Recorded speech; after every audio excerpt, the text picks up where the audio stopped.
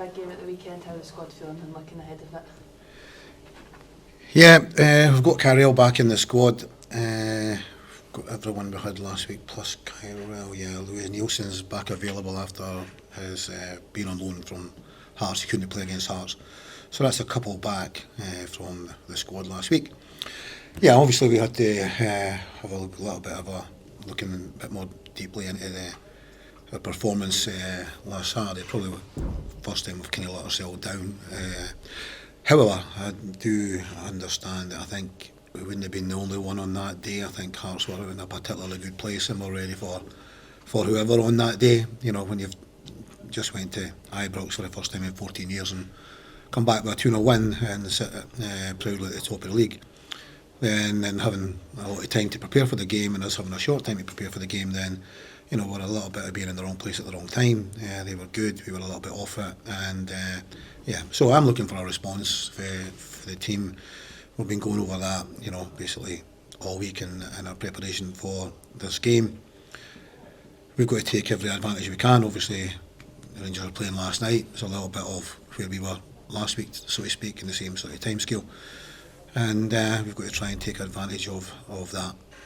Scott, obviously Rangers aren't in the best of places right now in terms of their in transition. Do you think there's a chance to get at them? You know, they're leaking goals quite a lot. Do you think that's a perfect opportunity at home with the fans behind just to try and get a fast start? Yeah. I mean, it's very difficult to go away from that because that's facts. You know, they are facts. I think sort of shreds of improvement would be seen last week at times in the Livingston game. I thought some of the play in the first half was very good. Some of it like one touch. There's a move leading up to Connor Barnes' shot that was a good save, and it was all one touch, and it was actually different class. Probably not enough to please most Rangers fans. Probably need to see more of that. I mean, that's where we need to be a little bit wary that they still have good players and they can still play some good football. So we need to be wary of that. But yeah, we have to look at the opportunity that we've got. That probably it's been 50 years since we've played Rangers, but in that period, this is probably, you know, other than Rangers dropping out the league and going down the lower leagues, probably the first time that we've playing them and maybe got a realistic chance. I think that's a win could really breed confidence. How big do you think that could be for the squad going forward? Huge, absolutely huge, yeah.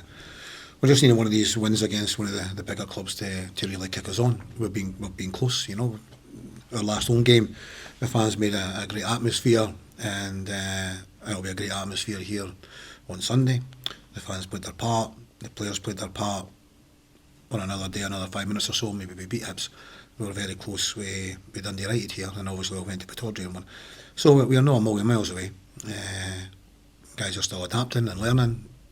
Staff are still kind of like adapting and learning to make our players more aware of what we've got to do.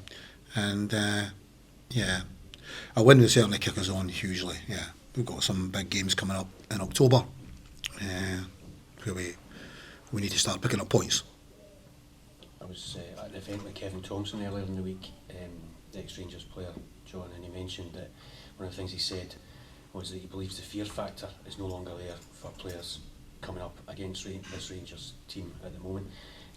Was that a thing that did exist from teams you've taken to play Rangers before, and might this be something that you can sense that your guys don't have that at the moment?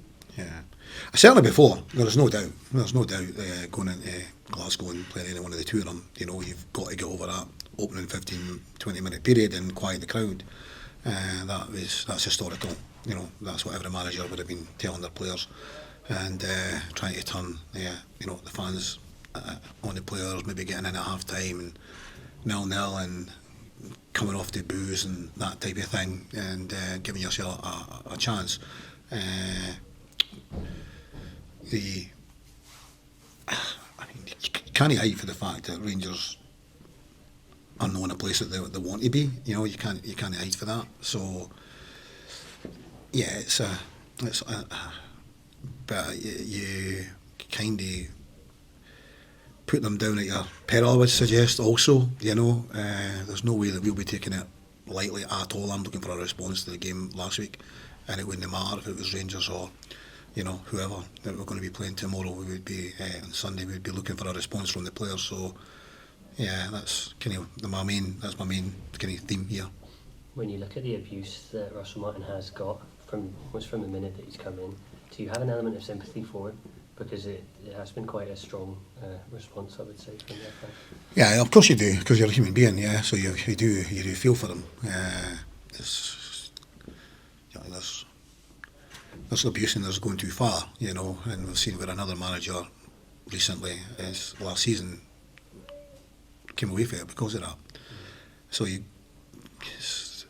sometimes, you know, you guys, people saying to you, you know, I don't know how you do it, you know.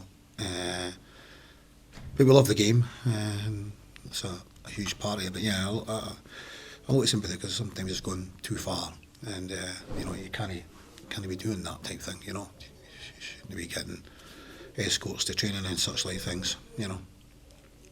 How excited are you to have Peril back? That must be exciting, obviously, the impact he made at Docherty. It's certainly a great option for you, and it probably gives you a lot of choice to make for those wide areas on Sunday. Yeah, you're right, Ben. That's exactly what we wanted when we brought him in and Ethan in. We wanted more options in the wider areas, and it does give us that. Absolutely. He hit the ground running up at Aberdeen that day. He's very, very quick, and he's very direct, and he works particularly hard. However, he has had, you know, probably about 4 weeks since we last played against Aberdeen, at least that probably. So, you know, we'll see how we get on with him. But it's great to have him back and available. Yeah, it gives us options, as you say. They can play across the front three positions, as can Ethan, and obviously we still have Calvin and we still have Alfie. So we've got that ammunition that we're looking to have. Yeah. Selection dilemmas across the pitch as well. Obviously, Sam Hart came on and done really well. So that must please you, as you mentioned, that you've got that kind of competition across each position, which you maybe didn't have at the start of the season. Yeah. That's one that I probably missed out on. Sam took a knock on the head, and we're being very careful with him with regards to concussion, so he's not going to be in the equation. But he was a big plus for us, yeah, and he definitely would have been in the equation. He definitely would have been with the kind of performance that he put on. So yeah, you're right, it would have been a good one for us. But I do think he will play a big part for us going forward, maybe after an international break. Just final one from me, Sean Mackey. Yeah. The word that he's been injured kind of straight away going up to Ross County, that must be really disappointing for him. I don't know if you've got any kind of diagnosis on what that looks like, but the word is that it could be season ending. No, that's rubbish. So yeah, I don't know where that's came from. It's a grade 1B, and it's going to be between 2 and 4 weeks. They got it scanned immediately. Fair play to Ross County. We've done it in the game on Tuesday before the game in the warm-up. Which is really, really annoying. I'm really disappointed and gutted for Tony Docherty because he wanted him up there, and you know they've not started particularly well either. And for a manager, you bring a player in and he doesn't even get over the warm up, which is so annoying and frustrating. But it's not as bad as first feared, based on the result of the scan and the information that I'm getting. So fingers crossed he gets back in the timescale that they're suggesting. Perfect. Okay. Right. Thanks so much. Thank you.